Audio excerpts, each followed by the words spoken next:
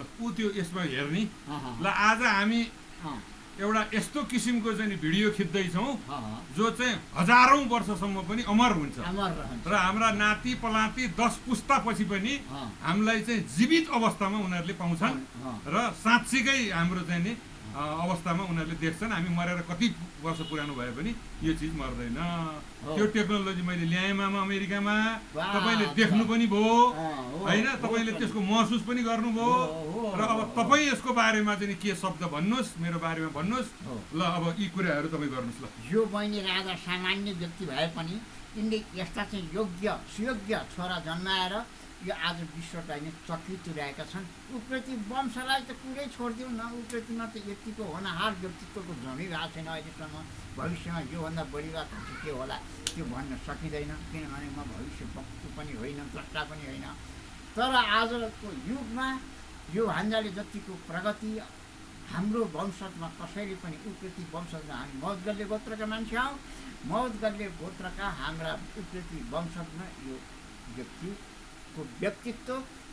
उच्च छ र यो सधैँ अमर अजर रहनेछ भन्ने मलाई लाग्छ। अब एउटा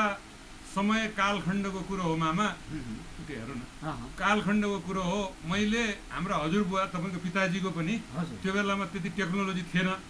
मैले जे ल्याएको थिएँ क्यामेरा होइन एकदमै पुरानो डिजाइनको त्यो बेलामा मैले खिचेको चिज अझै पनि हजुरबाको छ यहाँ आज त्यो उहाँ हजुरबाको यो खिच्न पाएको भए त उहाँ पनि अमर जस्तै हुनुहुन्थ्यो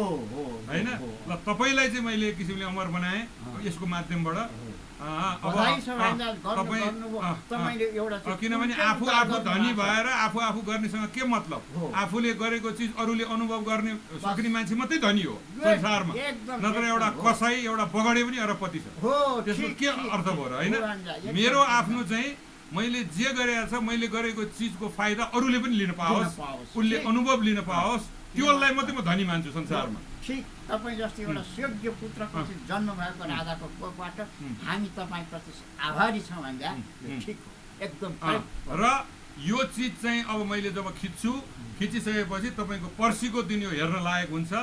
र यो जहाँबाट तपाईँको छोरा अमेरिकामा छ भने उसले पनि हेर्न पाउँछ आफ्नो बाउलाई त्यहीँ भएको जसै गरेर अब आएर माइजूको खिचिदिन्छु माइजू पनि अमर हुनुहुन्छ सबै यसमा जो पस्यो नि त्यो अमर भयो त्यो मरेको उसको शरीर मात्रै हुन्छ अनि उसको शरीर मर्छ उसको व्यक्तित्व मर्दैन मान्नु होइन हेर्नु भयो नि त्यो हेर्नु भएर तपाईँले छाम्न खोज्नुभयो त्यो चिज साँच्चीकै जस्तो लागेर होइन र छाम्नु भयो भान्जा पनि त्यही थियो भान्जा भित्र पनि थियो फेरि दुईटा भान्जाको अनुभव त ती गर्नुभयो होइन त त्यो भएको हुनाले अब यस्तो चिज हो मामा म हरेकचोटि आउँदा नयाँ नयाँ टेक्नोलोजी नयाँ नयाँ चिजहरू लिएर आउँछु अब आउँदा अर्कोचोटि म 10 महिना चिज 10 महिनापछि म एउटा अहिले भनिदिउँ मामालाई अब नयाँ नयाँ आविष्कार त अमेरिकामा हुने हो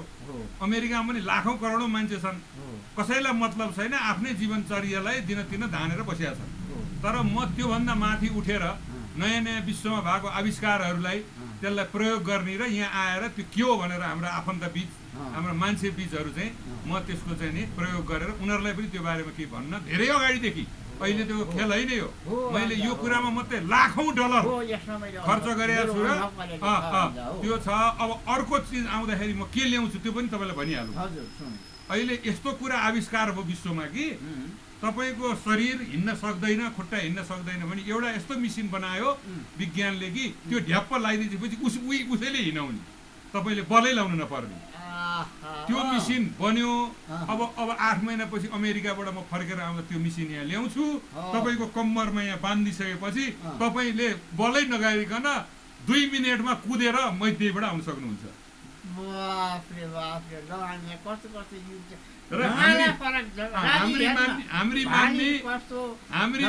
हामी भन्दा चाँडो मैदेही पुगेर आउँछिन् त्यो मेसिनको सहायताले। त्यो मेसिन चाहिँ अब बाँचिरहे के देख्नुपर्छ मामा बाँचिरहेर मात्रै हुँदैन त्यो देखाउन सक्ने व्यक्तित्व पनि चाहियो होइन। त्यसले गर्दाखेरि अब यो सबै कुराहरू धन्यवाद मामा। त्यही हुनाले पैसा त जसले नि कमाउँछ संसारमा बाबु पैसाभन्दा ठुलो चाहिँ तिम्रो चाहिँ काम छ। र यो काम सबभन्दा ठुलो चाहिँ पैसा कमाउँछन् आफ्नो व्यक्तिगत स्वार्थको लागि खर्च गर्छन् होला, भन्छन् त्यो तर खर्च भएर जान्छ, तर तिम्रो कीर्ति त अमर अजर बस रहन्छ विश्वभर। अब मेरो काम भनेको हामी बुढा पुराना मान्छेहरू जसको जिन्दगी धेरै बाँकी छैन हो होइन, यो प्रकृतिको नियम हो, ती मान्छेहरूको चाहिँ म सबै खिच्दै हिँड्ने भएको छु मामा, ताकि उनीहरू चाहिँ एक किसिमले उनीहरूका पुस्ताहरूले हाम्रा बाबुआमा कस्ता थिए भनेर फोटोमा मात्रै हेर्नु नपरोस्, भिडियोमा मात्रै हेर्नु नपरोस्, साँच्चीकै चाहिँ अनुहार रियलमा उनीहरूले चाहिँ नि हेर्न पाउन्। आजको यो भिडियो यति नै समाप्त गर्छु। नमस्कार। नमस्कार बाबु राजी। अहिले हेर कस्तो